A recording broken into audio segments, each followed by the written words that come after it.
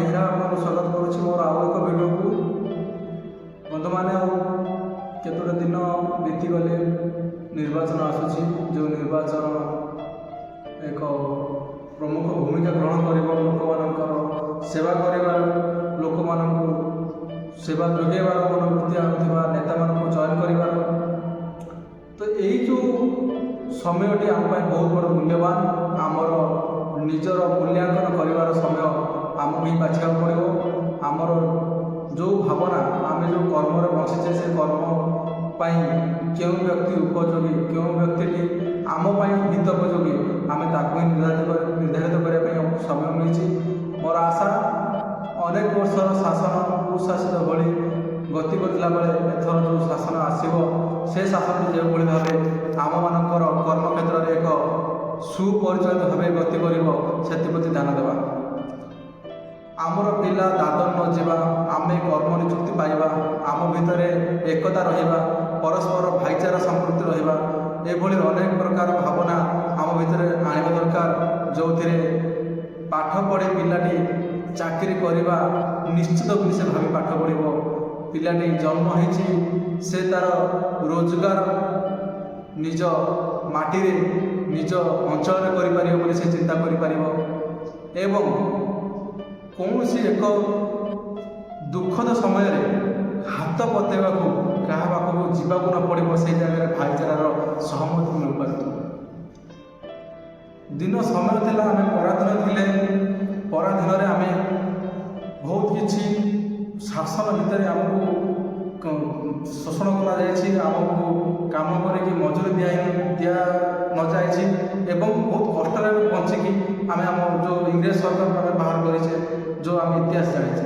କିନ୍ତୁ ଆଜି ଏମିତି ଏକ ସିଚୁଏସନ୍, ଏ ସମସ୍ୟାକୁ ଆମେ ନିଜକୁ ସମାଧାନ କରିବାକୁ ପଡ଼ିବ। ଆଜି ବି ସେହି ସମସ୍ୟା, ଯେଉଁ ସମସ୍ୟା ସେବେ ବି ଥିଲେ, ଆଜି ବି ସେହି ସମସ୍ୟା ଅଛି। ସେ ସମସ୍ୟାଟି ଆମ ହାତରେ ଏଇଥର ଇଲେକ୍ସନରେ ମୋର ଆଶା, ମୋର ଓଡ଼ିଶାବାସୀଙ୍କୁ ଅନୁରୋଧ, ଲଢ଼େଇର ସ୍ଥାନ, ଲଢ଼େଇର ଜାଗା ଓଡ଼ିଶା ମାତୃଭୂମି। ଏ ଜାଗାରେ ଯଦି ଆମେ କାପୁରୁଷତା ହେଇଯିବା ଏବଂ ଶୋଷଣକାରୀଙ୍କୁ ଶୋଷଣ କରିବାକୁ ଆଉ ଥରେ ସୁଯୋଗ ଦେବା, ତେବେ ନିଶ୍ଚିତ ଭାବେ ମୁଁ କହିବି ଏଇଟା ଆମ ପାଇଁ ଦୁର୍ଭାଗ୍ୟଜନକ ହେବ। ବନ୍ଧୁମାନେ, କହିବାର ଅନେକ ଅଛି, କାରଣ ଆମେ ମୁହଁ ଖୋଲୁନେ ଏବଂ ସେମାନଙ୍କୁ ଶାସନ କରିବା ପାଇଁ, ରାଜ କରିବା ପାଇଁ ଆମେ ତାଙ୍କୁ ସୁଯୋଗ ଦେଉଛେ। ଆମର ଦୁର୍ବଳତା ହିଁ ସେମାନଙ୍କୁ ସବଳ କରୁଛି। ଆମେ ମାଲିକ, ଆମେ ସବୁକିଛି ଓଡ଼ିଶା ମାଟିର। ଆମର ଖଣିଜ ସମ୍ପଦ ପାଖରୁ ଜମି, ଉର୍ବର ଜମି, ଜଳସେଚନ, ସୁନା ରତ୍ନ ଭଣ୍ଡାର ସବୁଥିରେ ଏଠି ପରିପୂର୍ଣ୍ଣ। କିନ୍ତୁ ତାପରେ ବି ଆଜି ଆମେମାନେ ଗୋଟେ ନିର୍ଭରଶୀଳ ଅବସ୍ଥାରେ ବଞ୍ଚୁଛେ। ମାଛ ପତ୍ର, ଆଳୁ, ପିଆଜ, କ୍ଷୀର, ଅଣ୍ଡା, ଏମିତି ଜିନିଷ କୁହନ୍ତୁ ଯେଉଁଠି ଓଡ଼ିଶାରେ ପ୍ରତ୍ୟେକ ଜିଲ୍ଲାରେ ଉପଲବ୍ଧ ହୋଇପାରୁଛି। କୌଣସି ଜିନିଷ ଏଠି ଆମେ ନିଜର ଆତ୍ମନିର୍ଭରଶୀଳ ଭାବେ ବଞ୍ଚିବା କଷ୍ଟକର। ସବୁରି କ୍ଷେତ୍ରରେ ଆମେ ଅନ୍ୟ ରାଜ୍ୟ ଉପରେ ନିର୍ଭର କରି ଜିଇ ଆସେ। ତ ଏଇଟା ବେଶୀ ଦିନ କରି ବଞ୍ଚିବାଟା ମୋ ପକ୍ଷେ ବା ଓଡ଼ିଶା ପକ୍ଷେ ସମ୍ଭବପର ନୁହଁ। କାରଣ ଆଜି ବି ଦାଦନରୁ ଭିଡ଼ିଓ ଆସୁଛି, ଇନଷ୍ଟା ଆସୁଛି, ଯେ କି ବହୁତ କଷ୍ଟ ଲାଗୁଛି। ଆଜ୍ଞା, ମୁଁ ଦେଖୁଛି ଭାଇମାନଙ୍କର ଭିଡ଼ିଓ, ସେମାନଙ୍କର ଓଡ଼ିଶା ପ୍ରତି ଭଲ ପାଇବା ଅନେକ, କିନ୍ତୁ ବାଧ୍ୟ ସେମାନଙ୍କର ବାହାରେ କାମ କରିବା ସେମାନଙ୍କୁ କାନ୍ଧ ସହିତ ସମାନ। ସେମାନେ ମାତୃଭୂମିକୁ ଝୁରୁଛନ୍ତି, କିନ୍ତୁ ସେମାନଙ୍କର ଯେଉଁ ଘର କରିବାର ସ୍ୱପ୍ନ, ଭଲରେ ବଞ୍ଚିବାର ସ୍ୱପ୍ନ, ଭଉଣୀକୁ ବାହା କରିବାର ସ୍ୱପ୍ନ, ସେ ବାପା ମାଆକୁ ସୁଖ ରଖିବାର ସ୍ୱପ୍ନ ତାକୁ ବାଧ୍ୟ କରୁଛି ବାହାର ଦାଦନ କାମ କରିବାକୁ।